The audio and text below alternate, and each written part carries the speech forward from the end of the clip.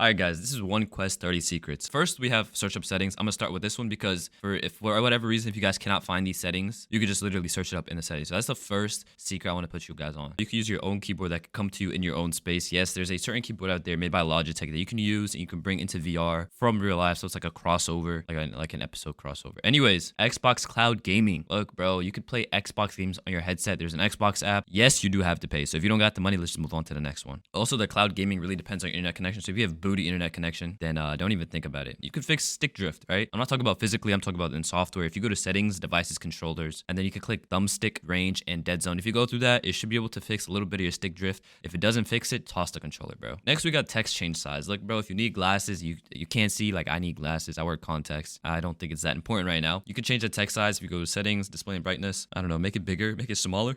Like, wallahi is up to you. Next, we got travel mode. So if you're traveling and you want to watch something on your headset, why would you want to do that? I don't know. But it's nice to have your own big screen that no one can see or hear. You could just do it in the quick settings menu. There's travel mode and it should be working fine. Next, we have the voice assistant. If you go to settings, advanced, and you can go to Meta AI and you could try to use it. I'm not using it. I've never tried it, but it's another secret that you can know about. Next one, this one's elite. This is my favorite, but this is Netflix in browser. Look, if you go to netflix.com, obviously the app is gone now. App is long gone, but you could still watch it in the browser, netflix.com. And yeah, should be simple. If you can't figure that out, go back to watching YouTube Kids. Next, you could cast your headset to your TV. Look, man, if you got people over, if you want people to see what you're doing, simply just open the camera app on your headset and then click cast. Make sure the Wi-Fi is the same Wi-Fi that the headset and the TV are both connected to. Yeah, should be easy. Next, we have hold meta button to recenter. Look, bro, if your game's a little off, right, and it's not centered, if you just hold the meta button on your right controller, it should reset everything to make sure you're in the right position, and you should be a-okay, to be honest. Next, we have IPD half steps. If you got a Quest 2 or a Quest 3S, you don't have a wheel to adjust your IPD, and it goes into 3 options. There's the first setting, second setting, third. What you didn't know is you could go in between. You could go 1.5, you could go 2.5. And to do that, you gotta like barely adjust the lenses before they go to the next setting, as you can see in this video. Okay, the referral program is if you invite somebody to buy a Meta Quest, you get about only $30 in the Meta Horizon store to buy any game that you want. And to do that, you pretty much go to the Meta app, press menu, go to referrals, copy link, and share it to your friend or to anyone out there. Next, we have Steam Link. Now, Steam Link is amazing, and this works if you have a PC already, because Steam Link just connects to your computer, and you can play PC VR games wirelessly from your computer to your headset. Now, when I say wirelessly, like I said, you have to have a computer, but you're not going to be plugged into it. And I think it's pretty cool, and I like how Steam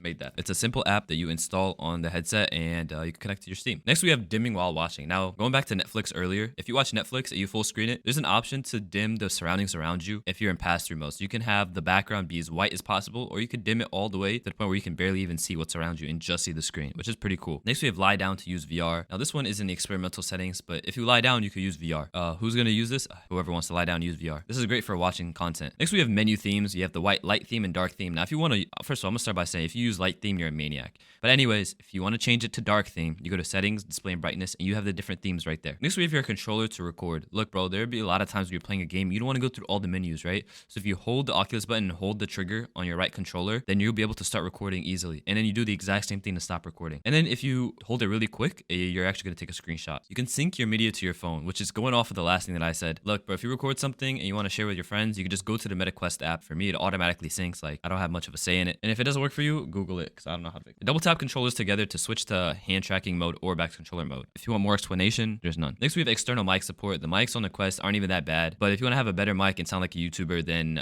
you can do that via the USB-C cable on the left side of the headset of the Quest 3. And the 3.5mm headphone jack is only audio out. You cannot plug a mic into there, so don't even try it. Now we have privacy changes for apps. Now look, if you want to be a little bit private and you don't want these apps having your location, your mic access, and all that stuff, you can just go to settings, privacy, app permissions. You can change what permissions that the apps on your headset have to make sure that they don't get, all your secrets. Next, we have games on web browser. I don't know when Meta added this, but if you open up the web browser, they'll have games in it that you could play. You could be Spider-Man, you could do a whole bunch of stuff, and they're honestly really cool, and they do not require any downloads. You literally just click play and you will start playing them, and they're not even half bad, surprisingly. So you could do that if you're ever bored. Now you could download games on your phone. Look, bro, you may not have the headset with you, but if you're out somewhere, you got your phone on you, something like your parents' phone, whatever, you could download games, and then by the time you get home, it will be fully downloaded on the headset. Next, we have prescription lens insert. Look, bro, if you're blind, it's not a really good idea to put your glasses in with on the headset. Just get prescription lenses and magnetically attach them to the headset. It would be chilling. Next, we got more performance, but if you want more performance, just get side quest on your computer. You can do it on your phone too, but I prefer the computer. You plug in your headset and you could change the stuff, the performance, the resolution, anything you want on there.